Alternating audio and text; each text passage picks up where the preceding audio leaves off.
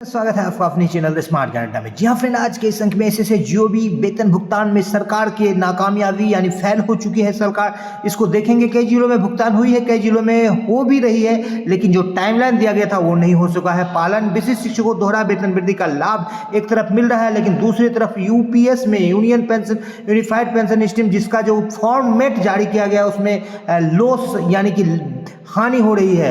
MDM का combo link app से monitoring की जाएगी। विभिन्न स्तरों पर प्रखंड से लेकर राज्य स्तर पर 68,000 शिक्षकों की जांची जाएगी। मार्कशीट प्राण निर्माण में जानेंगे आपके जिले की स्थिति। जी हाँ फ्रेंड, दूसरे चरण के ट्रांसफर पोस्टिंग की कार्य प्रगति पर जुलाई में होगी 2025 विधानसभा चुनाव की आचार संहिता।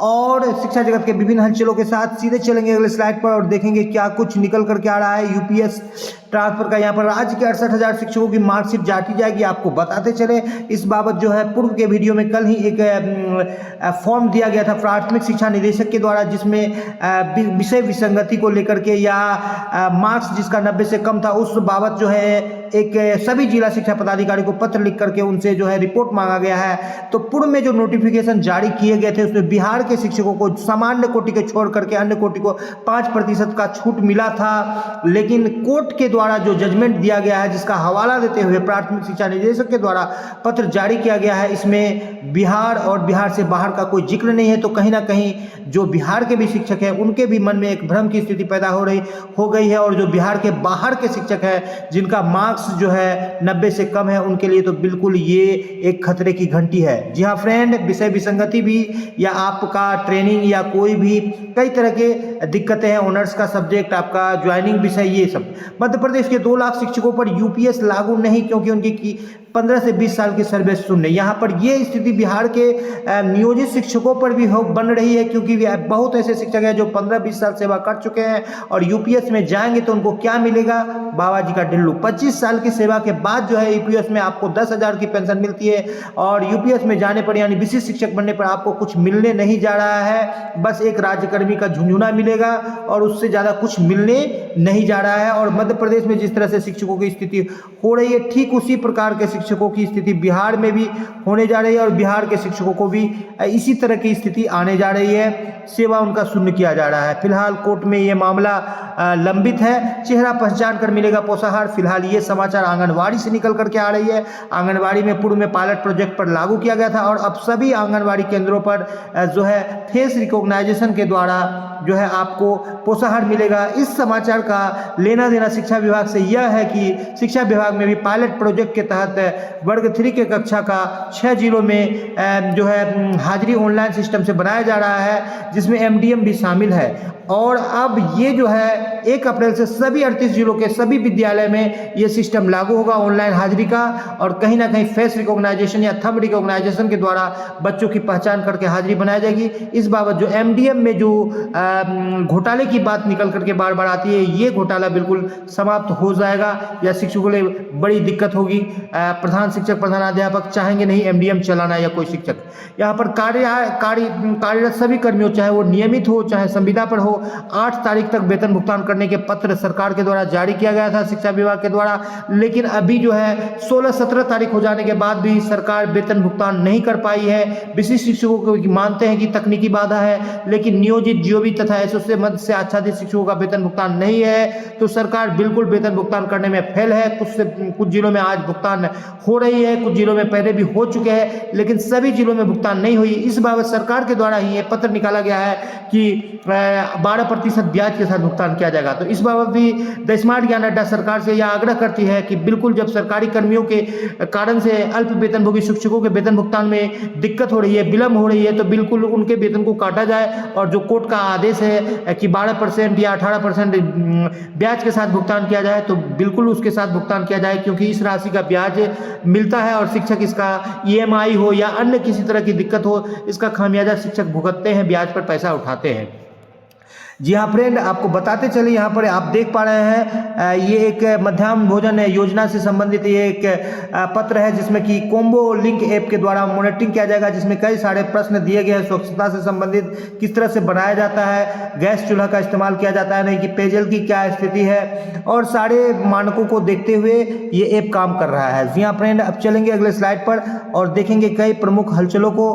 जी हाँ फ्रेंड, वीडियो को स्किप नहीं करेंगे, काफ़ी महत्वपूर्ण है वीडियो, इसलिए और भी अन्य स्लाइड पर जाकर के आपको वीडियो दिखाते हैं और कई महत्वपूर्ण हलचलों को देख लेते हैं। आपको दिखा देते हैं कि अभी अभी जो है यूपीएस एनपीएस टू यूपीएस का फॉर्म जारी किया गया है। यूपीएस में ऑप्शन आपको दिया जाएगा new recruits in CG on app after 1 अप्रैल 2025, यानी 1 अप्रैल 2025 के बाद जो लोग ज्वाइन करेंगे वो यूपीएस का फॉर्म A1 भरेंगे। और दूसरा क्या है यहाँ पर दिखा देते हैं आपको फ्रेंड, कि जो लोग जो है for existing central government employ who are covered और are entitled to national pension scheme, जो एनपीएस से अभी आच्छादित है, ऐसे शिक्षक जो पहले से कर रहे हैं, या कर्मचारी के लिए सेंट्रल गवर्नमेंट का निकला है जिसको कि बिहार सरकार भी हूबहू पालन करेगी कुछ समय के बाद, वो A2 फॉर्म को भरेंगे for eligible central government employee who have superannuated or retired on before 31st of March 2025, जो रिटायर कर जाएंगे वो B1 को भरेंगे। In case of deceased central government employ who was covered under NPS and was eligible to benefits under UPS, और जो NPS से UPS में जाना चाहते हैं ऐसे लोग भी भर सकते हैं, B2 फॉर्म को भरेंगे जो कि बीमार है। ठीक है, तो इस तरह से 4 कैटेगरी का फॉर्मेट दिया गया है जिसको कि बिहार सरकार भी लागू करेगी। A1 फॉर्म को आप देख लीजिए, यानी कि जो नया में ज्वाइनिंग करेंगे, और एग्जिस्टिंग A2 फॉर्म जो है विशेष शिक्षक भरेंगे, विद्यालय अध्यापक बीपीएससी वाले भरेंगे, और जो 25 के बाद ज्वाइन करेंगे 1 अप्रैल के बाद, यानी सक्षमता 2 वाले आएंगे विशेष शिक्षक, तो वो A1 वाले फॉर्म भरेंगे। इस तरह से A1 का फॉर्म का ये प्रारूप आप देख लीजिए, नाम है, इसमें पिता का नाम है, और इस तरह से यहाँ पर सिग्नेचर वगैरह करना है एम्प्लॉय को, और अंत में डीडीओ का सिग्नेचर है, पीएओ का सिग्नेचर है। उसी तरह से A2 फॉर्म भी उसी ढर्रे पर है, और सभी जानकारियाँ यहाँ पर दे करके डीडीओ का सिग्नेचर किया जाता है। तो B1 और B2 तो यहाँ पर शिक्षकों का लेना देना नहीं है, A1 और A2 से ही शिक्षकों का लेना देना है। जी हाँ फ्रेंड, चलेंगे अगले स्लाइड पर और देख लेंगे अन्य महत्वपूर्ण हलचलों को। तो यहाँ पर आप देख पा रहे हैं जो यहाँ पर जो फिक्सेशन किया गया है, यहाँ पर साइन भी आप देख पा रहे हैं, तो ये फिक्सेशन जो किया गया है 1/1/2025 का वेतन वृद्धि का लाभ मिला है विशेष शिक्षकों को। उस लाभ के बाद जो है नेक्स्ट जो है आपका लेवल है, जैसे 1/1/2025 को जितना वेतन है 30,420 है, तो 30,750 यहाँ पर जो विशेष शिक्षक वाला स्लेब है उससे वेतन दिया गया है, यानी 2 वेतन वृद्धि का लाभ दिया गया है। और यहाँ पर जो वेतन वृद्धि का डेट है, वेतन वृद्धि का डेट यहाँ पर अब तक जो है क्लियर किया नहीं गया है, ये देखने वाली बात होगी। ऐसा लग रहा है कि ये सरकार जो है 1 जनवरी को ही वेतन वृद्धि का लाभ देगी। अब कॉम्बो लिंक में जो आपको बताया जा रहा था उसमें कुछ प्रमुख बिंदुओं को भी देख लेते हैं, जिससे मॉनिटरिंग किया जाएगा प्रखंड स्तर से लेकर के स्टेट स्तर पर। उसमें जो भी है देखिए यहाँ पर अनुसूचक क्या क्या देखेंगे, पदनाम होगा, ये मुख्य बिंदुओं को अवलोकन के दौरान ये विभिन्न जिलों का नाम है, यहाँ पर जो है दिन का नाम है, ये विद्यालय का नाम है, साफ सफाई और स्वच्छता को देखेंगे। और उसके बाद देख लीजिए मुख्य बिंदुओं को, विद्यालय में कूड़ेदान की स्थिति, पीने के पानी का स्रोत, बच्चों का हैंड वॉश करने का क्या स्थिति है, लड़के लड़कियों के लिए अलग शौचालय है कि नहीं, मध्याह्न भोजन किसके द्वारा चलाया जाता है, एनजीओ या संस्था, क्या मध्याह्न भोजन रसोई घर में पकाया जाता है, साफ सुथरा है कि नहीं रसोई घर, विद्यालय में रसोइया की संख्या कितनी है, गुणवत्ता का प्रशिक्षण उनको मिला है कि नहीं मिला है, और संतोषजनक है कि नहीं खाना पकाने में, कि बर्तन का स्थिति क्या है, धोया गया है कि नहीं, एलपीजी से खाना पकाया जाता है कि लकड़ी से, क्या रसोई में मध्याह्न भोजन अंदर मेनू चार्ट है कि नहीं, पालन हो रहा है कि नहीं सभी दिन मेनू चार्ट का, भोजन तैयारी और परोसने के दौरान को विभिन्न प्रक्रिया को दिया गया है, यहाँ पर उसका मॉनिटरिंग होगा। इस तरह से गुणवत्ता की जांच होगी, और ये सारा कॉम्बो एक के द्वारा विभिन्न स्तरों पर मॉनिटरिंग किया जाएगा। काफ़ी लंबी चौड़ी जो है ये फॉर्मेट जारी कर दी गई है। और इसके बाद आपको दिखा देते हैं एक और प्रमुख हलचल जो निकल करके आ रही है,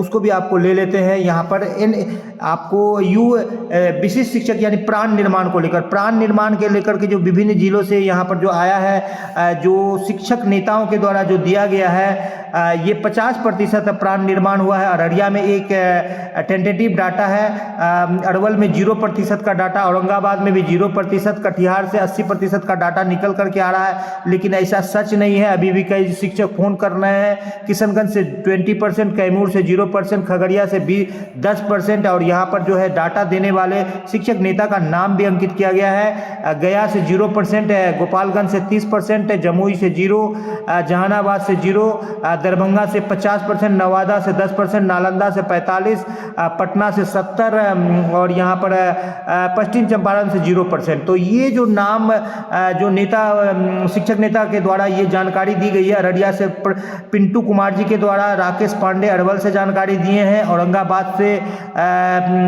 अरविंद यादव जानकारी दिए हैं, कटिहार से मनोज देव शहनवाज जी के द्वारा जानकारी दिया गया है, किशनगंज से आलोक मिश्रा, कैमूर से नीलेश जी, खगड़िया से, और यहाँ पर अरुण कुमार, ज्योति कुमार, गया से नीरज कुमार, गोपालगंज से, और